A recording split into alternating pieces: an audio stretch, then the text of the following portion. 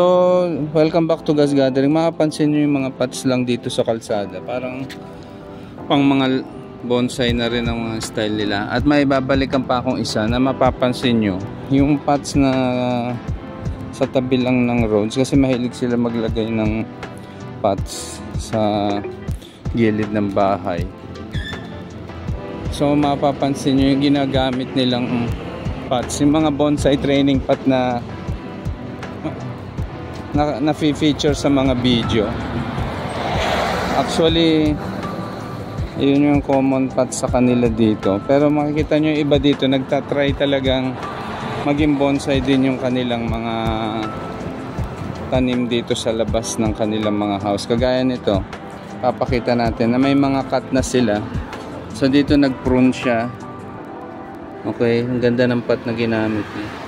Nag-prune, pero mukhang hindi nag-thrive, namatay na yata ito. So ito, may isa pang pot na nakita natin dito. Mukhang nagtuturn siya sa isang magandang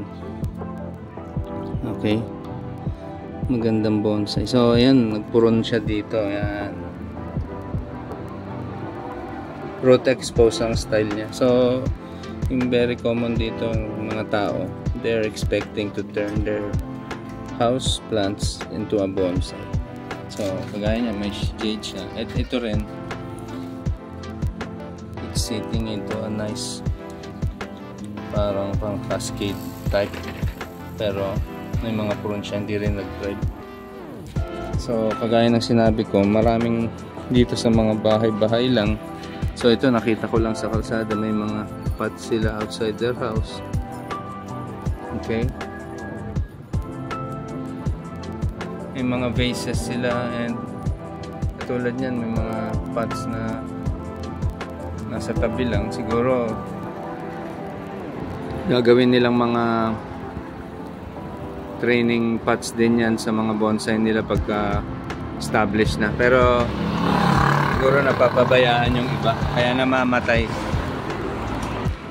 Ay, makapansin nyo, dami nila mga bonsai training pots. So may clay pot din dito.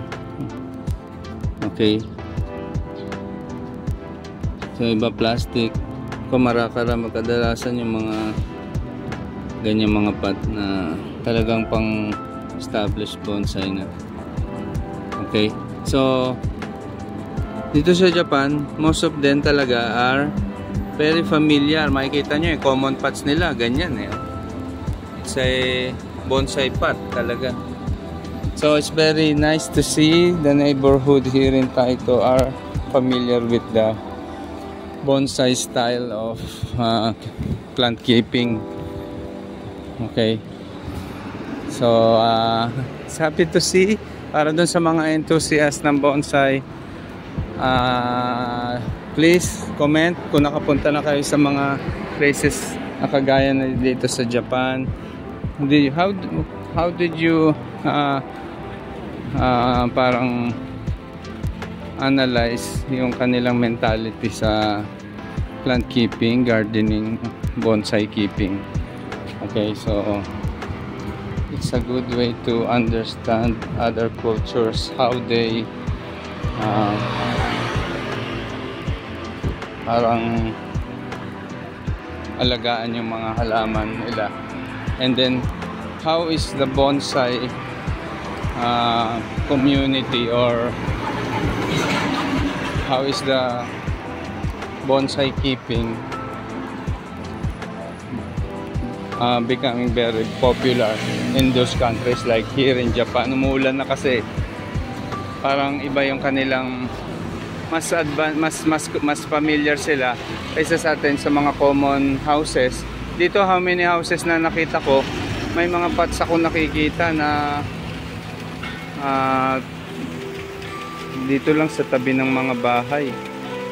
Okay, so hindi ko ina-expect na almost every corner of the blocks here in Japan, here in Tokyo, they have a bonsai pot. Okay, kahit dead tree na, nakikita mo, kahit napapabayaan, inaalagaan pa rin nila at hinahayaan lang nila sa isang tabi ng bahay. Siguro they're still hoping na mabubuhay yung mga bonsai na yon. Okay, so dito makikita mo naman mabubuhay ang halaman kahit sa outside ng house kasi parang cyclical din yung kanilang climate. Uulan, araw kagaya nito, umulan na naman. Now is August 6. I mean August na pala, 7.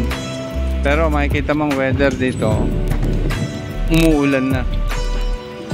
Yung ganito kaaga. Okay, so mamaya araw na naman.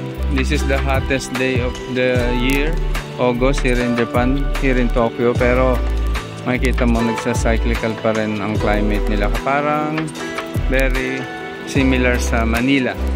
Mamaya uulan. Okay, bubugso. Hihinto na naman.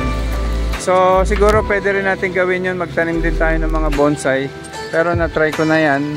Iiwan sa labas ng bahay, sa mismong labas ng gate, sa bangketa. Namamatay din agad because medyo extreme ang weather, lalo na dun sa Taguig, malapit sa lawa. Pagka hindi mo diniligan, okay, I'm not sure kung gaano rin sila dito kadalas magdilig ng halaman, pero yun nga napansin ko, no, nabubuhay sa kanila kahit sa labas lang ng bahay. So sana ganun din sa atin, mabuhay din sa labas ng bahay. Pero they have 4 seasons kasi here, kaya siguro yung ibang cultivars nila nabubuhay. Ewan ko, siguro sanay talaga sa ganun na maulan din. Okay, see you and I hope you like and share this video. Bye bye, have a great day, see you.